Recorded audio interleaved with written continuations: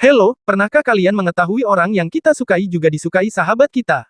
Lalu apa yang harus kita lakukan? Seperti di cerita film ini yang berjudul Ore Monogatari. Kita langsung aja ke ceritanya. Saat kelulusan SMP, Takeo didatangi banyak temannya yang mengucapkan salam perpisahan dan juga rasa terima kasih atas bantuan Takeo yang selalu diberikan, bahkan ada yang memberikan spanduk kenangan. Semakin lama semakin banyak dan mereka mulai minta kancing Takeo sebagai kenangan. Takeo setuju, tapi hanya satu yang dipertahankan untuk dia berikan pada Kagami, gadis yang disukainya. Saat melihat Kagami, Takeo segera pamit dan berterima kasih lalu berlari mengejarnya. Saat itu, Kagami terlihat sedang menyatakan perasaannya, yang ternyata pada Sunakawa, teman baiknya. Tapi, Suna menolaknya, lalu Kagami minta kancing Suna tapi sayang sekali kancing Suna juga sudah tidak bersisa, Suna minta maaf dan pergi, lalu mengajak Takeo pulang. Takeo segera bertanya kenapa tidak menerimanya sambil melihat semua kancing Suna sudah tidak ada. Lalu, Takeo memberikan kancingnya pada Suna agar diberikan pada Kagami. Suna menurutinya dan Kagami merasa senang dan berjanji akan merawatnya. Saat memasuki SMA, Takeo kembali satu sekolah bahkan satu kelas dengan Sunakawa dan terhitung telah 11 tahun mereka bersama. Itulah topik Takeo bersama orang tuanya saat sarapan. Lalu Takeo pamit berangkat sekolah bersama Suna. Saat akan sampai di sekolah, tiba-tiba terdengar suara minta tolong, ternyata dari seorang anak di sungai. Tanpa pikir panjang, Takeo berlari menyelamatkannya, walaupun anak itu ketakutan melihat badan besar Takeo. Takeo segera membawanya ke tepian dan Suna membantu mengeringkan badan anak itu. Ibu si anak datang berterima kasih pada Suna dan Suna menunjuk pada Takeo yang telah menolongnya tapi si ibu malah mengajak Suna minum kopi karena wajah tampannya dan Suna tetap menunjuk Takeo sebagai penyelamat. Dimanapun Suna selalu menjadi populer di kalangan para gadis, bahkan saat di kelas, semua gadis telah memenuhi pintu dan jendela memandang wajah tampan Suna. Teman-teman pria memastikan pada Takeo apakah hal ini selalu terjadi saat SMP. Takeo membenarkan dan juga menambahkan Suna juga sangat pintar dan berkepribadian baik, walaupun dingin terhadap para gadis. Saat pulang sekolah, Suna melihat seorang gadis yang sedang diganggu pria cabul. Suna memberitahukan pada Takeo dan Takeo segera bertindak. Takeo menakutinya sehingga ia lari pontang-panting. Gadis yang diselamatkan juga terlihat ketakutan sampai mengeluarkan air mata. Takeo sempat bingung, lalu segera pamit dan kembali ke Suna. Tidak lama mereka berjalan, ada yang menghentikan langkah Takeo, ternyata gadis tadi menarik jas Takeo untuk berterima kasih sambil tersenyum. Takeo langsung jatuh cinta dan menjerit dalam hati, dia menyukainya. Besoknya saat pulang sekolah, Takeo dihentikan anggota ekskul bela diri agar Takeo membantu mereka bertanding di ronde terakhir pada turnamen. Takeo setuju dan seperti biasa Suna selalu dikelilingi para gadis. Di dekat sekolah Suna dan Takeo, Rinko, gadis kemarin sedang menunggu mereka bersama teman-temannya. Rinko salah tingkah saat akan bertemu Takeo dan Suna. Tidak lama, Takeo dan Suna berjalan ke arah mereka. Teman-teman Rinko mulai melihat ketampanan Suna. Rinko memberanikan diri yang didukung teman-temannya untuk mendekati mereka. Teman-teman Rinko segera pergi. Takeo sempat terkejut melihatnya dan Rinko segera memperkenalkan diri. Takeo juga memperkenalkan diri, lalu saat melihat Suna, Takeo segera memperkenalkannya. Rinko menawarkan makanan bagi mereka sebagai ungkapan terima kasih. Mereka pun duduk bersama di taman dan Rinko mengungkapkan membuat kue sendiri sambil mengeluarkan cheesecake. Saat Takeo mulai makan, Takeo memuji kue buatan Rinko sangat enak. Lalu Rinko bertanya, apakah sudah punya pacar? Sejenak mereka terdiam. Takeo segera pamit ke toilet karena menduga Rinko menyukai Suna.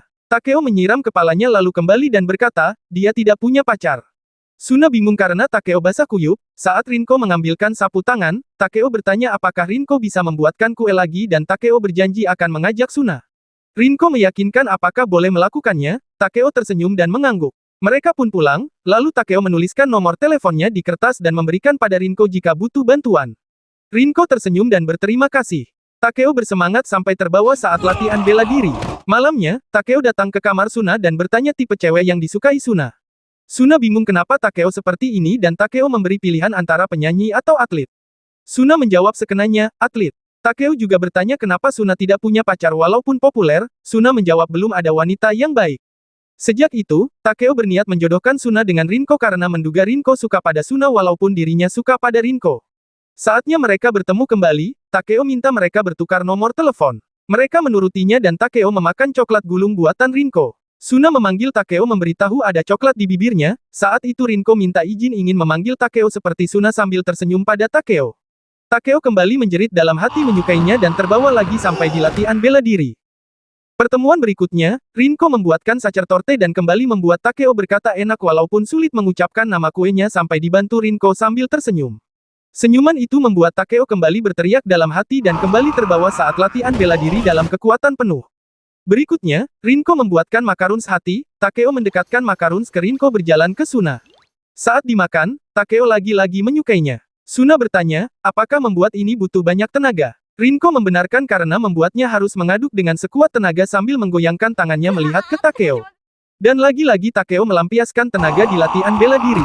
Saat bertemu lagi, Rinko kembali bertanya apakah Takeo menyukainya. Saat itu Takeo berkata tidak suka dan membuat Rinko sedih, tapi Takeo segera meralat dan berjanji akan menghabiskannya.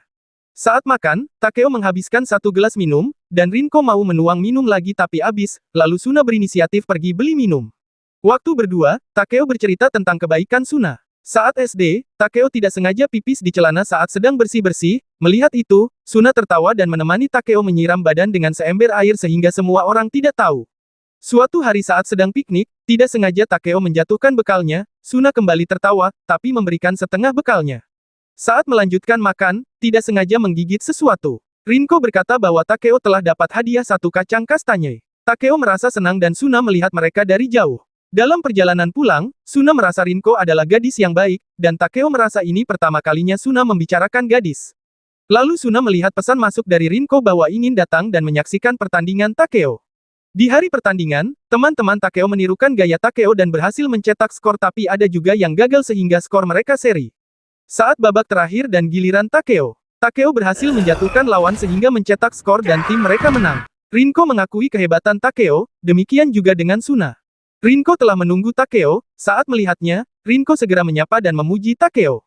Takeo menanyakan Suna dan Rinko menunjuk Suna sedang dikelilingi para gadis. Melihat itu Takeo berniat memanggil Suna, tapi dihentikan Rinko dengan menunjukkan bekal yang dibawanya. Mereka pergi ke atap berdua dan Rinko membuatkan onigiri. Rinko memperkenalkan setiap onigiri yang dibuatnya dan yang paling spesial yaitu onigiri miso babi.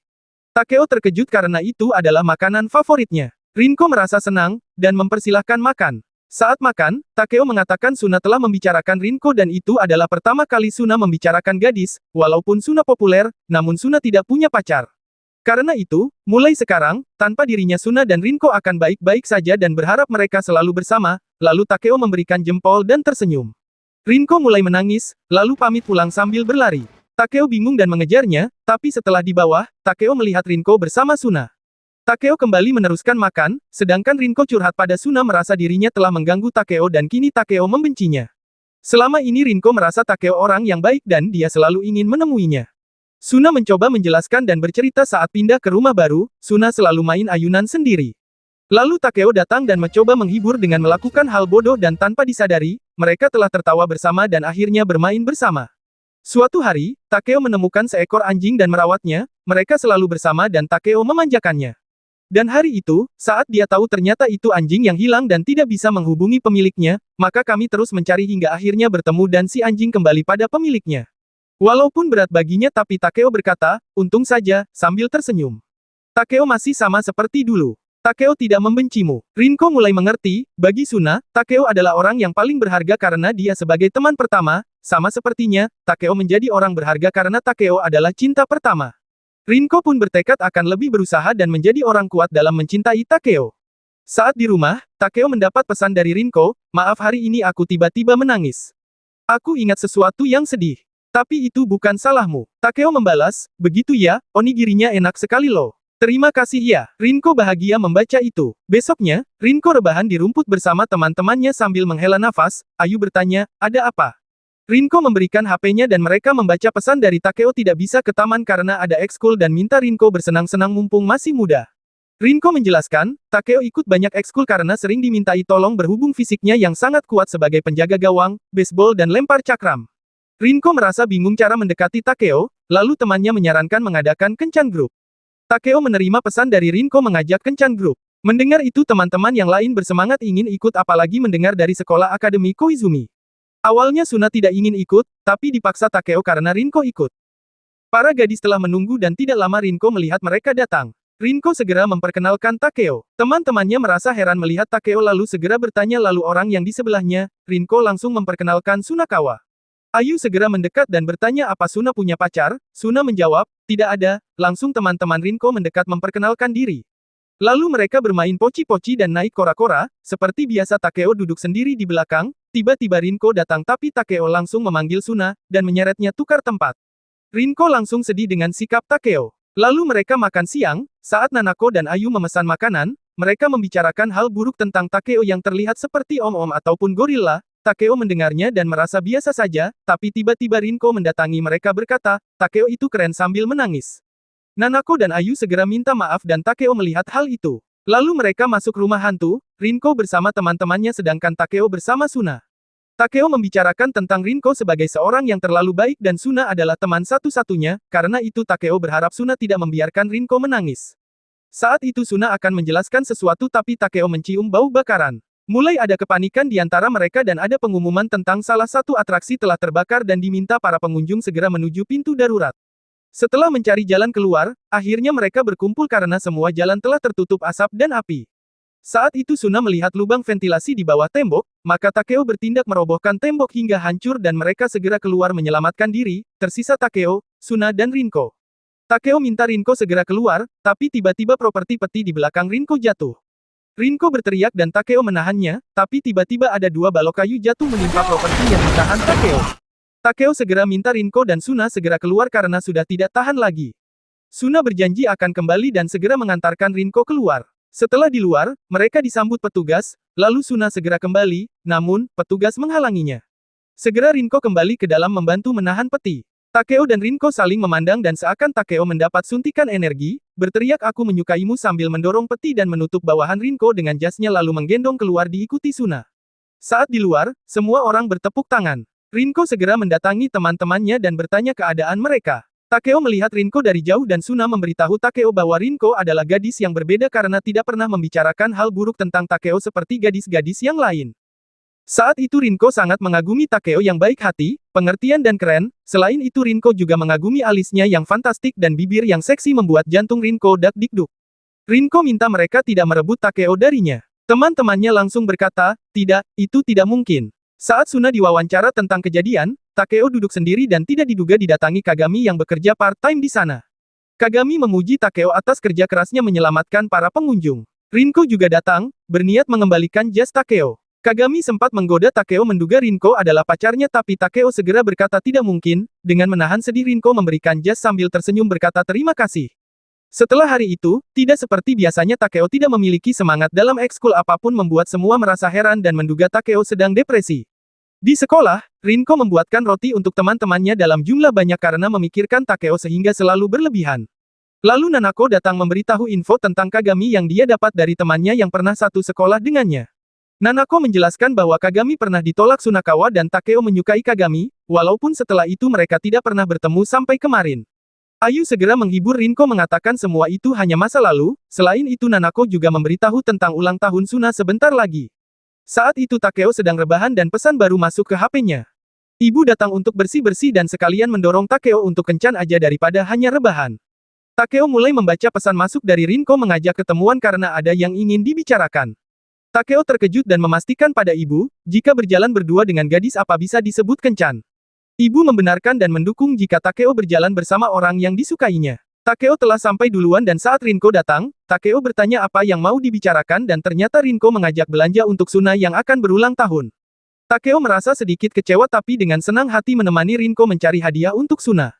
Di perjalanan, Takeo bercerita pernah memberikan hadiah kumbang dan batu mineral saat masih kecil, tapi Takeo tidak bisa membaca ekspresi Suna saat itu. Setelah berkeliling mencari hadiah yang cocok dan sempat foto bersama, mereka beristirahat makan. Rinko bercerita tentang rencananya mengadakan pesta kejutan dan minta tolong pada Takeo untuk mengajak Suna dan merahasiakannya. Takeo minta Rinko membuat kue, Rinko setuju dan akan mengajak teman-temannya masak bersama. Saat itu Takeo semakin yakin Rinko sangat menyukai Suna, tapi Rinko mengira sangat menyukai kue karena miliknya telah habis sedangkan milik Takeo masih utuh. Lalu Takeo memuji kue buatan Rinko. Rinko bercerita membuat kue itu sangat menyenangkan, bahkan sebelumnya akan kepikiran bagaimana reaksinya saat memakan kuenya.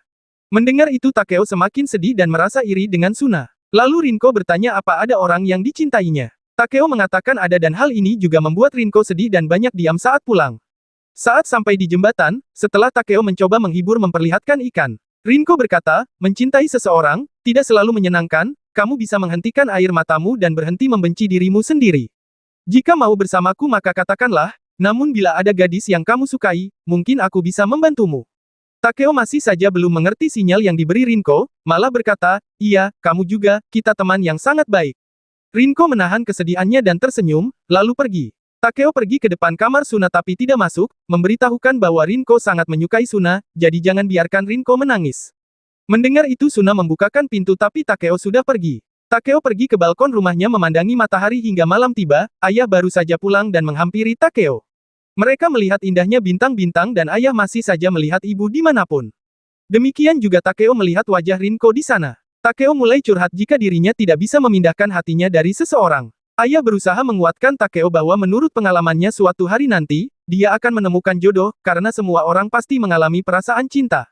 Suna juga di balkon mendengarkan percakapan mereka. Saat di hari ulang tahun Suna, Takeo datang ke kamar Suna karena menerima pesan Suna tidak bisa pergi dan Suna hanya ingin baca buku. Takeo melarangnya baca buku karena merasa Rinko selalu memikirkannya. Suna memberitahu sudah bicara dengan Rinko bahwa tidak bisa pergi dan sekarang pasti Rinko sedang menangis di toko kue stasiun. Takeo minta Suna pergi, tapi Suna mengaku kakinya sedang terluka dan mengkhawatirkan Rinko akan diganggu orang aneh lagi. Mendengar itu Takeo langsung berlari. Di rumah Rinko, teman-temannya menghiasi ruangan dengan pernak-pernik pesta dan Rinko melihat lagi buku resepnya berisi kue-kue yang sudah dibuat untuk Takeo.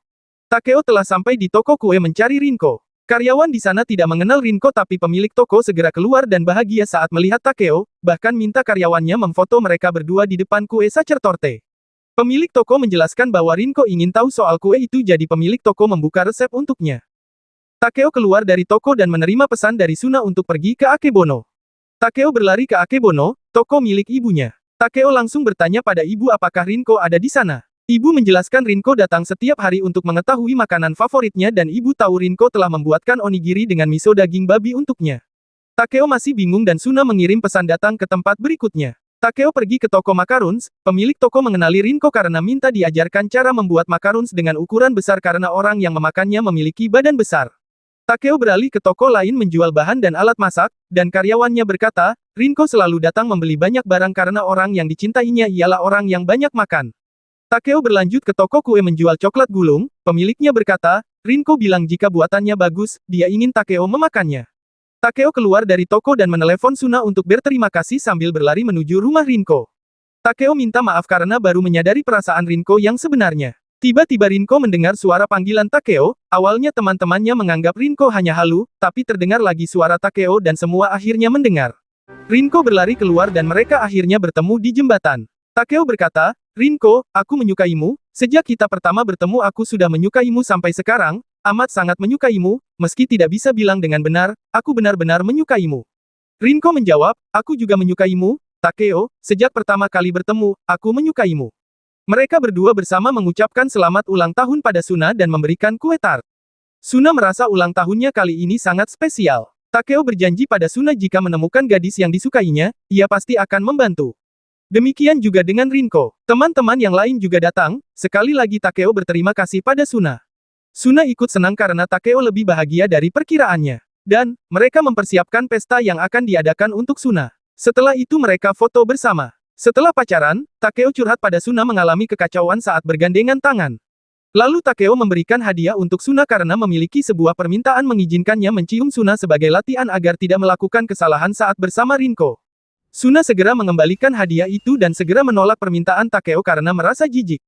Tapi Takeo memaksa sambil mengeluarkan plastik agar tidak bersentuhan langsung. Suna pun menjerit ketakutan. Demikian ceritanya, katakan saja isi hati kalian agar tidak terjadi kesalahpahaman yang akan membuat kita bakal menyesal.